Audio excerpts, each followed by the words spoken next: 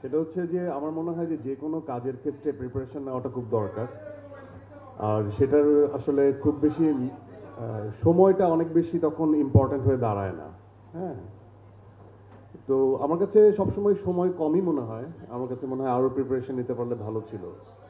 আহ, কারণ সময় ছাড়া, প্রিপারেশন ছাড়া, অনেক লিমিটেশনের মধ্যে, আমি নাটকের মানুষ, নাটক থেকে আসা, আমাদের ইন্ডাস্ট্রি নাটকে আমরা কিভাবে কাজ করি, কি পরিমাণ প্রেশার থাকে সেটা আমরা সবাই জানি, অবগত আমরা।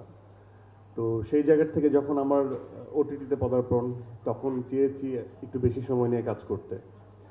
আহ, এই যে এখানে আমার আমার আমার প্রত্যেকটা সেক্টরে আমার গুরু আছে। আমার আমি তাকে দেখলেই নস্টালজিয়া হয়ে যাই। সেই 2005-06 দিকে একজন গাজী রাকায়েত, উনি আমার সিনিয়র, আমার গুরু, আমার বন্ধু মানুষ। তখন তার সাথে কনভারসেশন হতো। তো বলতো যে তুই পারবি, আমি বলতাম কিছু হবে না। কিন্তু ওই যে একটা একটা ওই যে আমি বলি সবসময় যে মডেলদের দ্বারা অভিনয় হয় না, এই লাইনটা, এবং তার সাথে আমার দীর্ঘদিন দীর্ঘ আলাপচারিতা, যে আমি ডিফারেন্ট ক্যারেক্টার পোর্ট্রে করতে চাই, তার উৎসাহ, সব কিছু মিলে যে হয়তোবা কোনো একটা জায়গায় কিছু একটা হয়ে যায়। তো নাটকে আমাদের লিমিটেশন ছিল, তো সিনেমার জায়গায় আমার কাছে মনে হয় যে প্রত্যেকটাই আমরা যারা যেখান থেকেই আসি না কেন, কত কোয়ান্টিটিতে আসলে মন স্থির না করে কোয়ালিটির দিকে একটু খেয়াল রাখাটা আমাদের সবারই জরুরি। আর লাইফে সবসময় অস্থির হওয়া চলে না, কিছু কিছু জায়গায় স্থিরতা নিয়ে আসা উচিত। আমার কাছে মনে হয় যার প্রসার যত হয়, যার যত উপরের দিকে উঠতে থাকে, তার দায়িত্ববোধের জায়গাটা অনেক বেশি দৃঢ় হওয়া উচিত এবং সময় নিয়ে কাজ করা উচিত। তারপরে তো আমরা যেটা চাই সেটা আসলে এক্সিকিউট হয় না, বাট সেটা সময় নিলে সেটার পার্সেন্টেজটা আসলে আমরা বাড়াতে পারি পসিবিলিটির দিকে, মানে ভালোর দিকে। তো এই একটা বিষয়। তো আমার কাছে সময়টা কখনোই আসলে ফ্যাক্ট ছিল না। আর যদি হয় চুক্তিবদ্ধ হওয়া সিনেমার কথা বলি, সেটা হচ্ছে যে এই দাগের সাথে আমার সম্পৃক্ততা, বা একাধিক ছবির সাথে আমার সম্পৃক্ততা, বা যেটাকে বলে কন্ট্রাক্ট সাইন করে ফেলা, সেটা একাধিক ছবির সাথে অনেক হয়ে গেছে। কিন্তু আমি একটু টেকনিক্যালি কন্ট্রাক্টটা সাইন করি, সেটা হচ্ছে যে টাইম লিমিট না দিয়ে, যে এটা এই সময়ের ছবি, যাতে এটা একটা চুরি আর কি, যাতে সময়টা বেশি নেওয়া যায়। বাট আমার, হ্যাঁ, আমি একাধিক ছবির সাথে চুক্তিবদ্ধ এখন পর্যন্ত আছি।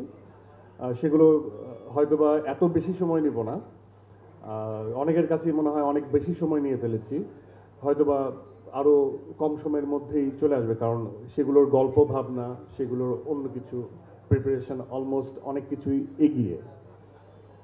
এই 2 বছর আমি এগুলোই করেছি।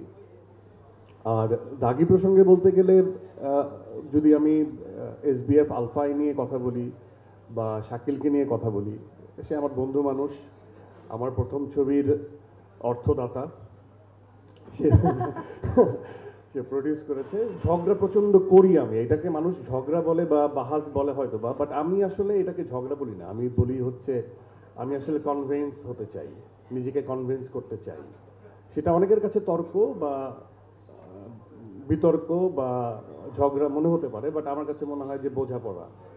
হ্যাঁ, তো শাকিলের সাথেও হয়, বিরক্ত হয়, আবার কাছে টেনে নেয়।